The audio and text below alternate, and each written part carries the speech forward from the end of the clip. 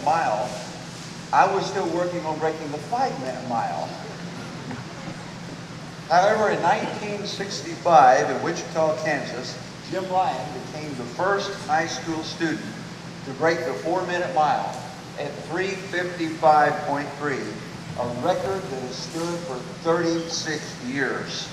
Jim participated in 3 Summer Olympic Games in 1964, 1968, and 1972, winning a silver medal in the 1500 meter in 1968, and he also held the world record in the mile in the 1500 meters and the 880. Jim met his wife Ann when she asked him for an autograph when he broke the world record in the mile at Berkeley. And I asked Ann, I read that on the internet, if that was true. And she said, well, partially because she didn't get his autograph, he blew her off. And so they had to meet later. But they did, and they married in 1969. They have 4 adult children, 12 grandchildren. And certainly it's a pleasure to have Ann with us tonight. With his 2 sons, Ned and Drew, Jim has co-authored 3 books, Heroes Among Us, The Courage to Run, and In Quest of Gold, the Jim Ryan story.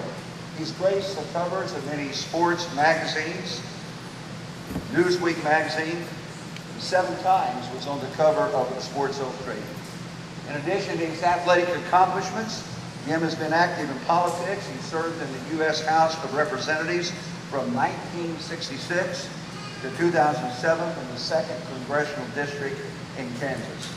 He is the founder and the president of Jim Ryan Sports Incorporated, a public relations company that hosts the Jim Ryan running camp every summer in San Diego. I can't think of a better person to speak to this group on the eve of USCAA National Meeting than our guest speaker tonight. Join me in welcoming Mr. Jim Ryan.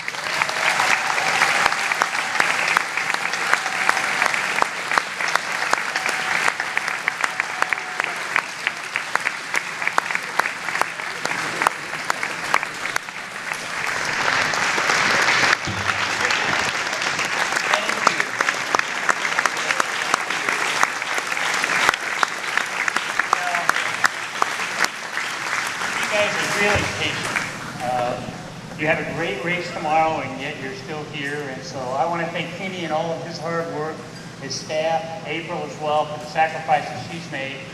And I want to introduce my wife in another way. Yes, she did chase me down the field, searching for autographs, and she got them later. And we've been married 46 plus years. She's the grandmother 12 times over. But to me, one of the great gifts is she's a gift from God to me, because she's endured not only the ups and downs of athletics, but the intense scrutiny that comes when you run for political office. She's had to endure all the things that people would say that were very nasty. At the same time, she was there as a support. So I want you to welcome my wife, Ann, again, if you would, please.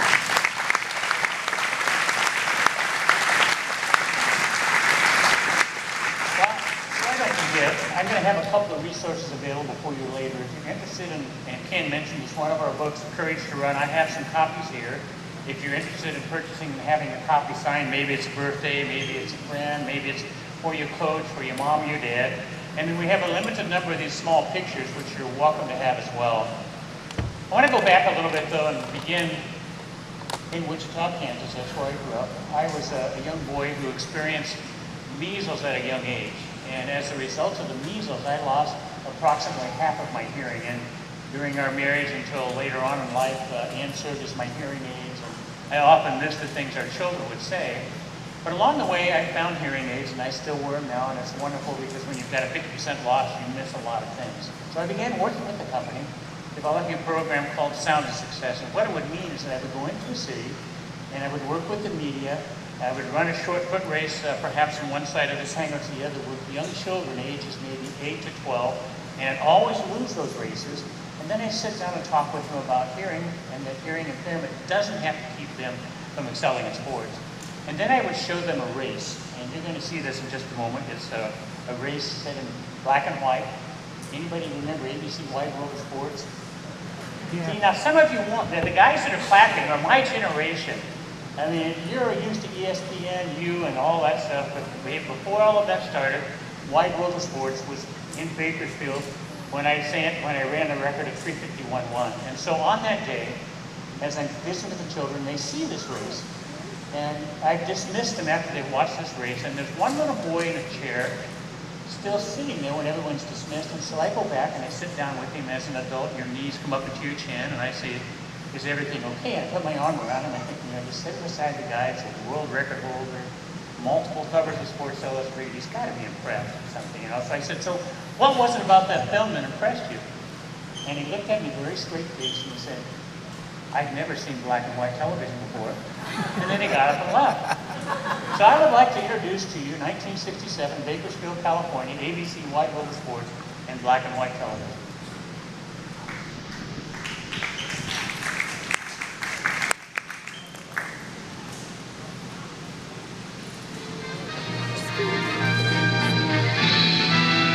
Spanning the globe to bring you the constant variety of sport, the thrill of victory, and the agony of defeat.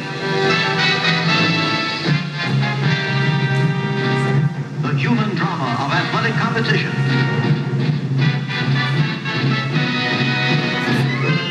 This is ABC's Wide World of Sports.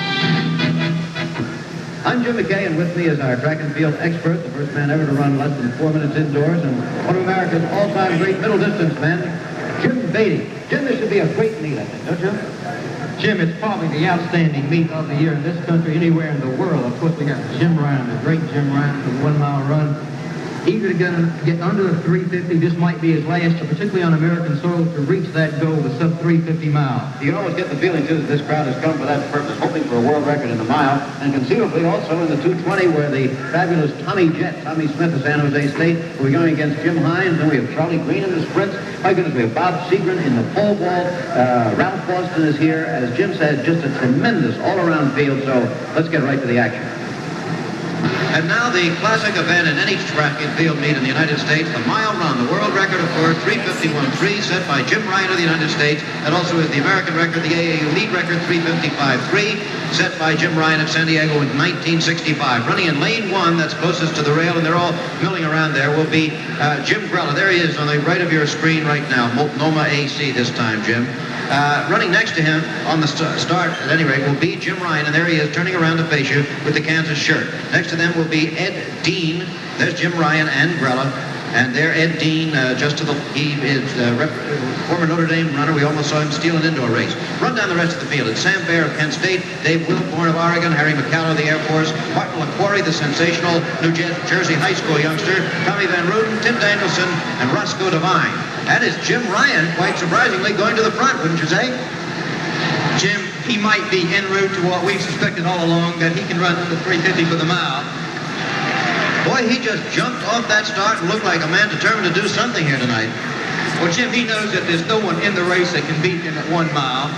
He's going to have to depend upon himself most of the way to set the tempo. There's no rabbit in this race. Jim Ryun's his own rabbit, and he is out to win the race and win it big. The 20-year-old college boy from the University of Kansas who has already done things that are just almost incredible. Ryun, at the age of 20, has almost gotten to 350, and it seems like such a short time ago that nobody had run 4 minutes. Bannister came along. There's the clock. We'll see what the first quarter is approximately. Looks like about 59.7, something like that. Unofficially 59.4, Jim, and certainly good, solid tempo for Jim Ryun.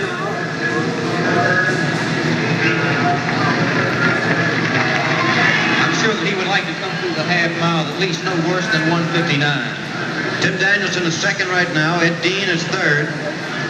Jim Grella is hanging back. Dave Wilborn is fourth. And that early lead of Jim Ryun has disappeared. I guess they figure they got to try to stay with him because he's got that kick coming on the last quarter. Right, Jim, and the first quarter was not necessarily all that fast, although good opening tempo. All of this beginning to build up to the Mexico City Olympic Games. It won't be before our ABC Sports crews will be there to bring you that. Coming to the half mile now, and there you see the clock supered. Looks like about 1:59.4 or so. 1:58.6 is the time announced here. For Jim Ryan, what do you think? Well, it looked to me like right as the end of the turn there, Jim, he started picking the tempo up just a little bit more. You notice he did open up that lead once again, back up to about 3 to 4 yards, building it up to 5. What will he need at the 3/4 to have a chance at the 350, do you think? Jim, I would think that he would like to be about 257. Okay, well, we'll bring the clock back in when they get close to that finish line for the end of the third lap. And now Ryan is beginning to open it up again. He's opened it up to 15 yards. Danielson, the Brigham Young sophomore, is still in second place.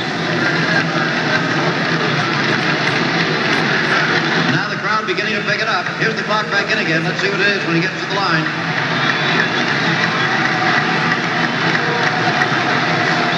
And looks like about 257 and a half.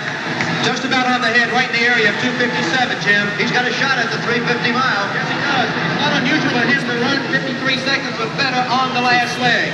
Keep an eye on that clock all the way now as Jim Ryan, all by himself, runs against time. Jim Ryan is at least 50 yards in front of the second place man. 2 turns to go. How strong does that kick look, Jimmy? It doesn't look bad, does it? Jim, it's been strong the whole way, so it's hard to tell. He did accelerate coming around the turn. The entire crowd on his feet. Jim Ryan pounds for home. 20 yards to go. And 10. Time on the clock. What's the other time here? 3:51.2. It looks like he has not run the 350 mile, but we may have a new world record in the mile run. How about that, Jim? Well, Jim, I'll say that if you can't break 350, you may as well break the world record. And I think Jim Ryan unofficially has broken his own world record. He looked exceptionally strong the entire way. Perhaps it would have helped if he could have at least depended on someone to run that first quarter for him at just about a half a second to 1 second faster than it was actually negotiated. This is a tremendous performance when you figure, as you saw here, never at any time from the first 10 yards of the race did he have any competition really. No, he led every foot of the race. He accelerated at the start like a sprinter, hopped right out. He wanted that first lane. He didn't want any other runner to be in his way. Stand by for the official time. We'll be back in a minute at the Outdoor Track and Field Championships in California. So just to set the record straight, I didn't want to lead the whole way. I got in the lead and couldn't get rid of it. Nobody else wanted to be with me. So it was one of those amazing nights. By the way, it took place 48 years ago and 30 pounds ago. So it gives me a moment to reflect on something that went very, very well. And I want to say this about your experience tomorrow. All of you tomorrow will begin a new journey. You have shown excellence in sports, academics, so it's not an ending for you to be here. It's a great championship, but it's what you do from here that counts the most in the days ahead. God's given you some great talent, some wonderful academic skills. It's what you do from here that will count the most. Now, I bring that up in particular because in this race, I became the world record holder in the mile. I was the first high school boy to run under 4 minutes. The guy that was in second was a guy named Tim Danielson. Now, last year, we celebrated 50 years, first high school boy to run under 4 minutes. A month after that, the young man that was in second, along the way, had made some terrible decisions. He is in prison for the rest of his life for murdering his wife and attempting suicide. So along the way, remember those small decisions that you made, discounts you don't think mean much, they mean a lot. And Tim is now in the rest of his life in prison.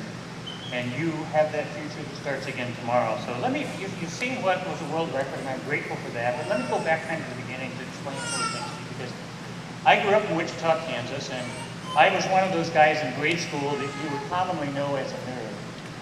I was the guy who couldn't say the right thing, didn't do the right thing, and so people would kind of make fun of me. And so I wanted my life to amount to something, and that's why you're here. You want your life to amount to something, and you've proven that by the fact that you're here at the National Championships. And so one of my heroes when I was growing up, again, black and white television, was the old black and white series Superman. Now, most of you won't be able to find that on TV unless you go to Walmart and buy a special, but he was my hero.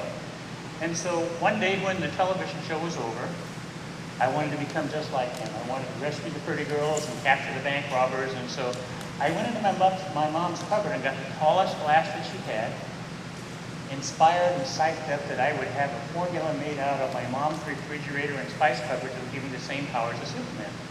So I got in the refrigerator and I started to put everything in that refrigerator that was liquid. Now think about what your mom has.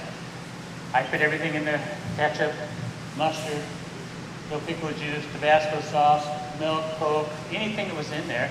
Then I went to the spice cupboard and I put all the spices in there. And I thought, man, I've got this drink that's, when you're young, you're about 8, you've got a great imagination. By the way, don't ever get rid of that imagination. It's going to be a gift for you in the years to come. So my imagination took me out onto the back steps. I looked to make sure none of the neighbors were watching, and then I took a drink of this stuff, and I was convinced it was going to let me fly around the backyard. Now, nothing happened on the first drink, and what I realized, I probably had to finish all of that, and I did, and now I don't know how I did because it was really not very pleasant. And this time I put my hands up over my head, ready to fly around the backyard and be Superman #2, Clark Kent #2, alias journalist. But nothing happened. But that's where my life was. And probably you reflect on your life. You've had some of those moments when you, in a childish moment, wanted to become something and someone. And so my life went on from there. I tried out for the baseball team, and this is my experience with the baseball team. I went from the outfield to the infield to the bench. I was cut from the team, and it was the church baseball team. So it wasn't like I had this enormous talent. Then I went into junior high. I wasn't as tall as Ken's father here. I was 6'2", almost 6'3", and the basketball coach saw that height as a 7th grader and said, I want you on the basketball team. So out I went, knowing I'd become a basketball player. My first day in practice went this way. Halfway through, the coach said, I want to have a meeting with you in my office. And of course, all I could think of was that I practiced a lot, and I could just see my name in big letters, NBA, big bank account, everything going my way. I went into his office, and perhaps you've had this. He began with a question. He said, did you notice there's a way you play basketball and it's different than the other boys? And I said, well, coach, my game is still coming along. And he said, yes, it is. By the time you're in high school, perhaps you'll become a basketball player. But when you take a shower, come hang your singlet on the door, and I'll see you back in the gym class. I was devastated. I wanted something to happen in my life that would be special. Nothing was happening. It was all wrong.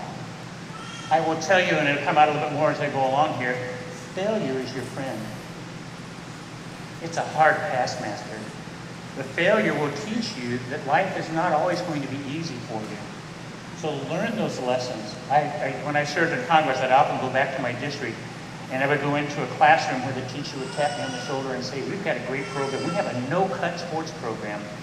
And then I would explain some of the stories that I've shared with you, because you see, again, failure is a great teacher because God gives each one of us different talents.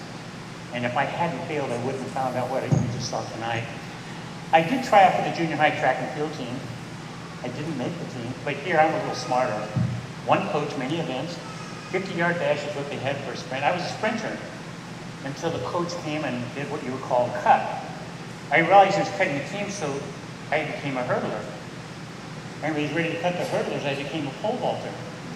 I stayed out for 3 years for the junior high track and field team. I never got cut. So it was, in a sense, a mark of success for me. I was struggling, wondering what life was about. I would go to bed every night and I would say this simple prayer, Dear God, if you have a plan for my life, I'd appreciate it if you show up sooner than later, because right now it's not going well. And by the way, if you could do it in sports, I'd really like that. And I'd go to bed every night saying that simple prayer, not knowing what the future would hold, but determined somehow that it wouldn't be a normal. I wanted something more to happen with my life. And you've already determined that by your excellence in being here. So I went to a school, East High School, 3-year high school, out for a sport I'd never known about before, the sport you're running tomorrow, cross country. I went out for the cross country team. We had 100 guys out for the team. This is my first day in practice. We met in front of the gym. We went up to this little park called Collegeville Park from East High School, downtown school. I'd never run more than a quarter of a mile, one lap on the track. We started up to the park and I realized that it was a mile. And I started kind of in the middle of the pack, and by the time I got to the park, I was almost dead last. And then I discovered it's something they call the warm-up. That was just part of the warm-up. And so we did some wind sprints and ran around some trees and up and down hills and stuff. About an hour passed and it was time to go home. And I was never so glad as to have a slightly downhill course back to the school. I took a shower, Saw my mom, she'd saved dinner, and I said, Mom, I'm not gonna eat, I'm tired. I went to bed. Now, think about this in your life. What happens when you've done too much running? Well, I've done too much running. I had a difficult time getting out of bed. I kind of rolled out of my bed. I shared a downstairs bedroom with my brother. I walked up the stairs backwards. I assured my mom that this wouldn't happen again, that I'd done my cross-country thing. That was the end of my experience. And then lo and behold, that teacher of failure was there knocking on the door saying, you know, there's something here. I went to school, and I had my classmates that all said, you're coming back out for the cross-country team, aren't you? After 6 periods in school, I found myself out for the cross-country team. Now, I didn't have immediate success. I had what many of you had. I had shin splints. I had everything in the world hurt because I'd never run that much before. We were in a very aggressive running program. But I finally made last man on the cross-country team. Now, that's not the first 7 varsity. That's not the junior varsity. That's 14 through 21. I was the 21st man on the cross-country team. I was never so elated in my whole life. I made a team. And then this amazing thing happened, and it will happen in your life. And it might happen tomorrow. You're going to find on certain days, some things are going to go so well, you can't figure out why it went well, but you've done the preparation. So somehow in that short 2-month period, I went from 21st man to first man on our cross-country team. We won the state meet. I finished 6th in the state meet. I got a leather jacket, and I was just confident there was going to be a girlfriend right behind that. But that was the beginning for me. It was 2 miles. Now I want to get to the part of the story that I wanted to draw you into. I went into the first track season, and Kansas didn't have 2-mile races. We weren't, they just had mile races. So I had to become a miler. I was disappointed because I'm now a successful 2-miler. So I try out for the team as a sophomore. My first time mile, by the way, was 5:38. I get to my first time trial for the spring of 1962. And I finished 3rd in a time trial that would qualify me to go to the first meet as a miler in high school. With the 4:52 mile, I was thrilled. I thought, wow, this is amazing. I made a team, I got a letter jacket, now I'm a miler. So we go to our first race, and perhaps you've done this, and this is one thing I want to encourage you to do. If you're ever so good you can't ask questions and ask for advice, you're not going to make it. You need to ask. You need to ask for advice. Surround yourself with people who have wisdom, your coach, your parents, your pastor. So I turned to one of the guys in the team, and I said, now, how do you run this race? I knew it was 4 laps. I'm a sophomore, but I knew it was 4 laps. He said, it's real simple. You go with the leaders, and then with half a lap to go, you out-sprint everybody else. I'm pretty gullible. So half a lap to go, I start to sprint, and so does this other guy, and we exchange the lead all the way to the finish line.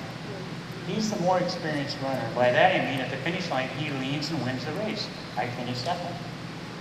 I'm past the finish line in a runner's pose like some of you will have tomorrow with your hands on your knees, saying things maybe under your breath like, why did I ever do this? You know, my lungs hurt, my head hurt, my legs hurt. And while I was in that particular mindset, one of my buddies ran up and said, you know who you lost? I said, yeah, that guy in the red and white jersey. He said, you know he's the state champion? Whoa. All of a sudden, my side didn't hurt very much. And then one of my buddies ran up and said, you know what your time was? Of course, at that point, I was still trying to recover. He said, you just ran 4:32. That was 20 seconds faster than what I'd run 10 days before. I honestly don't remember riding the school bus back to the school, but it was one of those epiphany moments when you realize something special is happening. Now, again, a lot of you tomorrow are going to experience that. And I'm sorry to report some of you are going to be unhappy with what happens tomorrow. But I want to encourage you that tomorrow you run your race and leave it on that cross-country course. Don't go home and say, well, I wish I'd done this. No, you run the race. And when it's over, you can analyze it and make some changes. But you run your race and leave it there. So progression would be, I had a wonderful coach. His name is Coach Timmons. Coach Timmons died this last August. He was 91. He's a tremendous, inspirational man, a World War II veteran, fought in the South Pacific. Very demanding man, but very fair. He expected you to do the workouts. In fact, he offered me saying, I'll give you this as one of his sayings. You don't have to do this workout, Tim. You get to do it. So when your coach gives you something that's particularly hard, thank him for it. Because he's not there to make your life miserable. He's there to help you. So I want to move ahead to my 4th high school race because this is where I want to draw you into this. My 4th high school race, we're riding a school bus from Kansas City back to Wichita. It's about 3 hours. Coach Timmons always used an opportunity when presented to talk to his athletes one-to-one. So what I'm sharing with you, he would at some point talk with each one of his athletes. My turn, I went up in front of the bus, sat down beside him, he said, "Now, Jim, you've run a really good race." And on that day, I'd run a 4:21 mile. I only lost my first high school mile, that was the only one. So I'm in my fourth race, I run 4:21. My turn sitting down in front of the bus beside my coach. I want you to be in that seat with me. I want you to pretend that you're there. So as he asked me these questions, I want you to think about your answers as well. He said, "Now, Jim, I think, how fast do you think you can run?" And that's a challenge I leave to you. How fast do you think you can run? And while I'm still trying to figure out, thinking I'd run 4:21, I didn't have any experience, maybe on a good day 4:19. While I was still thinking, he said to me, he said, "I think you can become the school record holder." Well, I was young enough and smart enough to realize the school record was the national record of 4:08. And as you know from your experience in running, 4:21 to 4:08 is a world of difference. And so I'm sitting there thinking, how's that going to happen? And so when your coach presents something to you that's impossible, you think in your mindset, he's probably given some real thought to it. He wants to give you a challenge to get there. And you want to surround yourself with what I call balcony people. People that are saying, "I believe you can do it." You see, when we started with this next goal, I'll share with you just a moment in that seat on the bus, everybody thought it wouldn't happen. It hadn't happened before, so because it hadn't happened, it won't happen. So the next thing he said, "I think you can become the first high school boy to run under 4 minutes." Now, this is my fourth high school race. And for those of you that are students of track and field, and Wiley in particular, back in 1954, a man by the name of Dr. Roger Bannister was the first man to run under 4 minutes. A time people thought at that point that would never happen. And now, here's the skinny, 145-pound, 6'3" sophomore, and coach is saying, "I think you can be the first high school boy to run under 4 minutes." I want you to know that he began changing my paradigm a whole lot. And I want you to think about that with yourself as well. Are you willing to risk dreaming big? When we first started on this adventure, there were all these people, and you will have them in your life. He's too young to run that fast. He's running too many miles, he'll never make it. You're always going to have somebody who's going to say that to you. But that's when I turned, as I did as a young boy and then as an adult, and I trusted God, just saying, well, let's take the adventure and let's see what happens. So I leave that as part of a challenge for you. Don't be afraid to take that risk. Failure is one of the things that keeps most people from trying. We have running camps. You can go to our website, ryanrunning.com. And one of the questions that invariably comes up during camp is, well, what happens if I try and I fail? Well, first of all, there's two things happening. First of all, you've established a goal. You're trying something. You're willing to take that risk. I want to challenge you tonight. Get out of your comfort zone. Probably not in a race tomorrow. You've already made a plan with your coach. But I want you to get out of your comfort zone and see what's out there. God has gifted you with some great gifts. And then secondly, don't be afraid of failure. Everybody fails at some point. But it's those who look at that failure as an opportunity as opposed to an end that excel and become great in life. So I leave that as part of a challenge for you. The journey along the way, it's the people you meet. I mean, the goals that we had set were amazing, under 4 minutes and becoming a world record holder. But you know, as a result of that, again, by the grace of God, I got to actually walk on Red Square in Moscow. I've competed against the Soviet Union. I've met my wonderful wife at a track meet. Because of those races overseas against the communists and the socialists, I'd come back to this country and I think maybe someday I can help make it better and participate in being a congressman. And that happened in 1996, and I had a wonderful wife that went along with me. And it was a dream that was there and was finally fulfilled. So let me leave these final thoughts with you. Dream big. Put those dreams into action. Now, for those dreams to happen, you have to act on them. You know, one of the things that Coach Timmons and I talked about, the first time I ran under 4 minutes in high school, it was Coach Timmons' goal. Well, it was mine, I was trying, but it was really his goal. But that night when I ran under 4 minutes as a high school boy for the first time, I thought, what happens if I put a little more work into it? What would happen? And what happened is I was taking ownership. So that's a part of this big dream. You have to act on it. You have to take ownership. Will you do that? Will you make the sacrifice? You can do it. God's given you great gifts. And I encourage you to run well tomorrow. God bless you for listening.